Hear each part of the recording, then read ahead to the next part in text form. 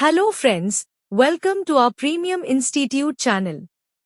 आज इस वीडियो में हम कवर करेंगे foreign travellers in ancient India. यह वीडियो फ्रेंड्स दोनों लैंग्वेज में है, हिंदी एंड इंग्लिश। फ्रेंड्स, यह टॉपिक आपके एग्जाम्स के लिए बहुत इंपॉर्टेंट है। Let's start the video. Megasthenes 30–298 BC. He was the ambassador of Seleucus. He traveled to India when Chandragupta Maurya was in power. Megasthenes is referred to be the father of Indian history since he was the first to depict ancient India. He was also the author of the novel Indica. Megasthenes also describes about India's two major rivers Sindhu and Ganga. Way Seleucus के राजदूत थे। जब चंद्रगुप्त मौर्य सत्ता में थे, तब उन्होंने भारत की यात्रा की थी। मेगास्थनीज को भारतीय इतिहास का जनक कहा जाता है, क्योंकि वे प्राचीन भारत का चित्रण करने वाले पहले व्यक्ति थे। वे इंडिका उपन्यास के लेखक भी थे। मेगास्थनीज ने भारत की दो प्रमुख नदियों सिंधु और गंगा के बारे में भी वर्णन किया है। डीमकोस 320–73 BC. He was Greek ambassador. He was sent by Antiochus I, the son of Seleucus Nicator. He came as ambassador to Bindusara or Amitraktha, the son and successor of Chandragupta Maurya. He provided important information about the contemporary society and polity. वह यूनानी राजदूत था। उसे Antiochus प्रथम, Seleucus Nicator का पुत्र, ने भेजा था। वह चंद्रगुप्त मौर्य के पुत्र और उत्तराधिकारी बिंदुसार या अमित्रघात के राजदूत के रूप में आया था। उसने समकालीन समाज और राजनीति के बारे में महत्वपूर्ण जानकारी प्रदान की। Ptolemy 130 AD. He wrote the Geography of India which describes ancient Indian geography. उन्होंने भारत का भूगोल लिखा जिसमें प्राचीन भारतीय भूगोल का वर्णन है। Fahin 4054–11 AD. He was a Chinese Buddhist monk. He traveled to India during the rule of Vikramaditya, Chandragupta II. He gained notoriety for visiting Lumbini. His travel journal, Record of Buddhist Kingdoms, details his adventure. वह एक चीनी बौद्ध भिक्षु थे। उन्होंने विक्रमादित्य, चंद्रगुप्त द्वितीय, के शासन के दौरान भारत की यात्रा की। उन्होंने लुम्बिनी की यात्रा के लिए प्रसिद्धि प्राप्त की। उनकी यात्रा पत्रिका, बौद्ध साम्राज्यों का अभिलेख, में उनके साहसिक कार्यों का विवरण है। सगह्यून 518 CE. He arrived in India in 518 CE along with the monks Huizheng, Fali, and Zheng Faos while the Buddhist Empress Hu of the northern Wei dynasty was in power. Sagyu, a native of Dunhuang, a city in China. वह 518 में भिक्षुओं हुईझेंग, फाली और Zheng फौज के साथ भारत आए थे, जबकि उत्तरी वेई राजवंश की बौद्ध महारानी हु सत्ता में थी। सुंगयून, चीन के एक शहर डुनहुआंग के मूल निवासी हैं। Huenzhang 630–645 AD. During the time of King Harshavardhan, a Chinese Buddhist monk by the name of Huenzhang, popularly known as Xuanzang, traveled from China to India to collect Buddhist texts. He studied in Nalanda, a prestigious institution in the Indian state of Bihar, for almost 5 years. Huenzhang studied logic, grammar, Sanskrit, and the Yogacara style of Buddhism when he was in Nalanda. He wrote the records of the Western world, और सिवायुकी। राजा हर्षवर्धन के समय में ह्वेनत्सांग नामक एक चीनी बौद्ध भिक्षु, जिसे लोकप्रिय रूप से जुआनजांग के नाम से जाना जाता था, बौद्ध ग्रंथों को इकट्ठा करने के लिए चीन से भारत आया था। उन्होंने लगभग 5 वर्षों तक बिहार के एक प्रतिष्ठित संस्थान नालंदा में अध्ययन किया। नालंदा में रहने के दौरान ह्वेनत्सांग ने तर्कशास्त्र, व्याकरण, संस्कृत और बौद्ध धर्म की योगकारा शैली का अध्ययन किया। उन्होंने the records of the western world या सीयू की लिखी। Icing 671-695 AD. He was a Chinese traveler. He visited India in connection with Buddhism. His work include biographies many important monks. वह एक चीनी यात्री थे। उन्होंने बौद्ध धर्म के सिलसिले में भारत का दौरा किया था। उनके कार्यों में कई महत्वपूर्ण भिक्षुओं की जीवनियां शामिल हैं। Al-Biruni 1024-1030 AD. He was Persian scholar. He came to India along with Mahmud of Ghazni. He was the first Muslim scholar to study India. He wrote the book Tehqiq-i-Hind. He was considered the father of Indology. वह फारसी विद्वान थे। वह महमूद गजनी के साथ भारत आए थे। वह भारत का अध्ययन करने वाले पहले मुस्लिम विद्वान थे। उन्होंने तहकीक-ए-हिंद नामक पुस्तक लिखी। उन्हें इंडोलॉजी का जनक माना जाता है। Marco Polo 1292-1294 AD. Marco Polo, a Venetian trader and explorer, traveled from Europe to Asia. He joined the Tanjoreria Tamil Pandya kingdom. He traveled across southern India while Rudrama Devi of the Kakatiya dynasty was in power. One of India's few queens was Rudram Devi, who ruled from 1261 to 1295 CE. His work The Book of Sir Marco Polo which gives an invaluable account of the economic history of India. Venice के व्यापारी और खोजकर्ता Marco Polo ने Europe से Asia की यात्रा की। वह तंजौर क्षेत्र के तमिल पांड्या साम्राज्य में शामिल हो गए। उन्होंने काकतीय राजवंश की रुद्रम्मा देवी के शासन के दौरान पूरे दक्षिण भारत की यात्रा की। भारत की कुछ रानियों में से एक रुद्रम्मा देवी थी, जिन्होंने 1261 से 1295 ई तक शासन किया। उनकी कृति the book of sir Marco Polo, जो भारत के आर्थिक इतिहास का एक अमूल्य विवरण देती है। IBN बटुता 1333-1347 AD. IBN Battuta, a Moroccan nomad who traveled the world in the 13th century, left his home at the age of 21. In Muhammad bin Tughlaq's royal court, IBN Battuta came. The poem Rehla was written by IBN Battuta. 13वीं शताब्दी में दुनिया भर की यात्रा करने वाले Morocco के खानाबदोश इब्न बतूता ने 21 साल की उम्र में अपना घर छोड़ दिया था। मोहम्मद बिन तुगलक के शाही दरबार में इब्न बतूता आया था। कविता रहला इब्न बतूता द्वारा लिखी गई थी। Niccolo Conti 1420-1421 AD. Italian explorer and merchant Niccolo Conti traveled to India in the year 1420, perhaps after Deva Raya II assumed the throne of the Vijayanagara state. Niccolo visited Sonargaon and Chittagong in modern-day Bangladesh, then traveled by land to Arakan, now Rakhine state, Burma.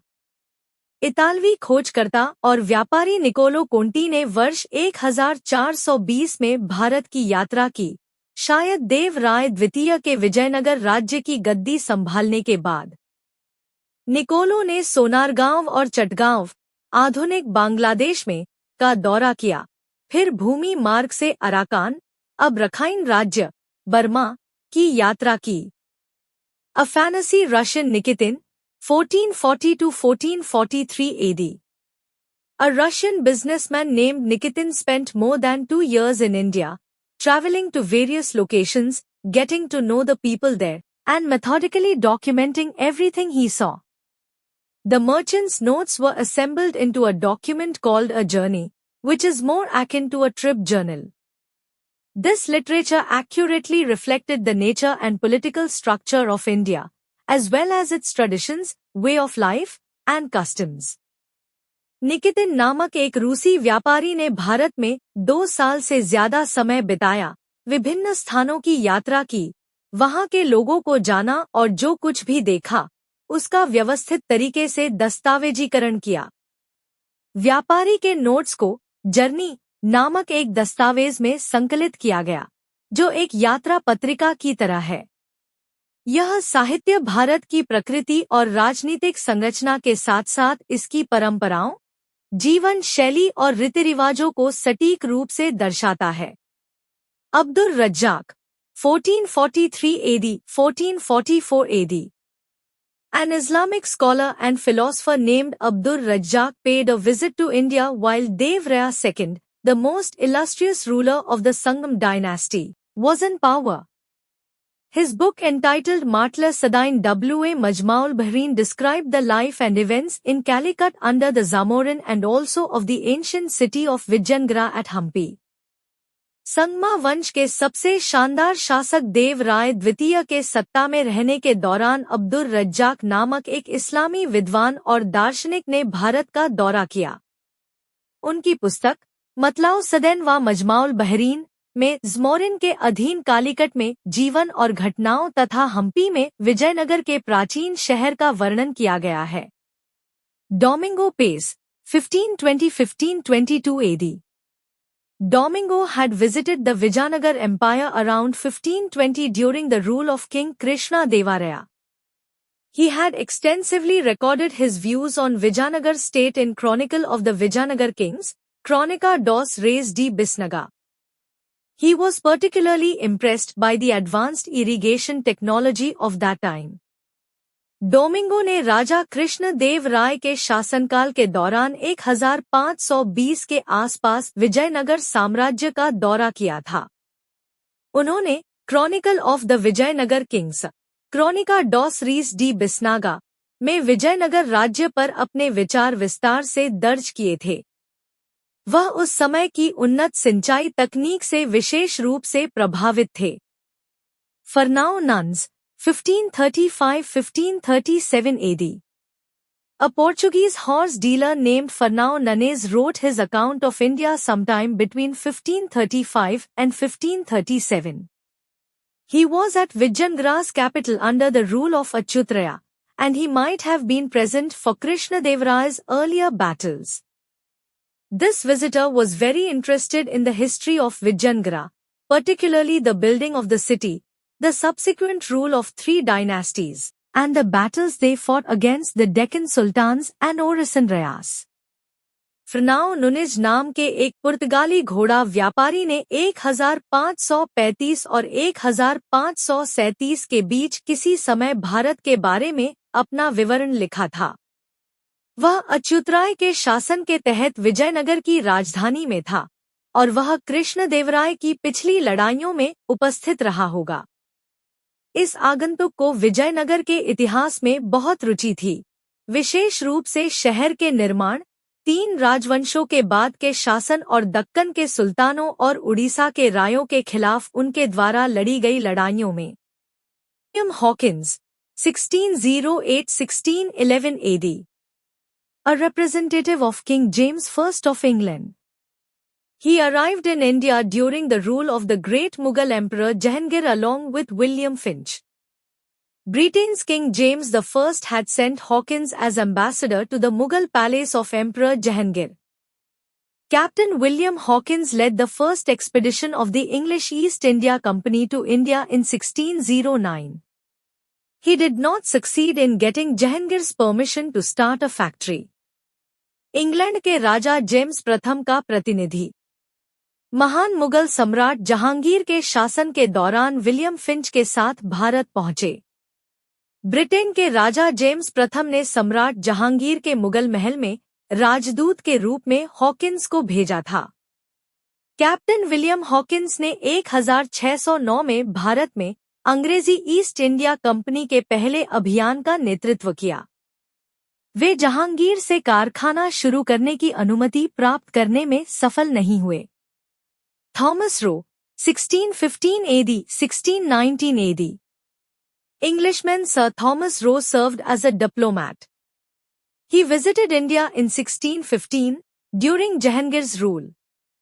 He went to Surat to look for security for an English company. He left behind a priceless contribution to Indian history with his Journal of the Mission to the Mughal Empire. He came to seek protection for an English factory at Surat. His Journal of the Mission to the Mughal Empire is a treasured contribution to the history of India.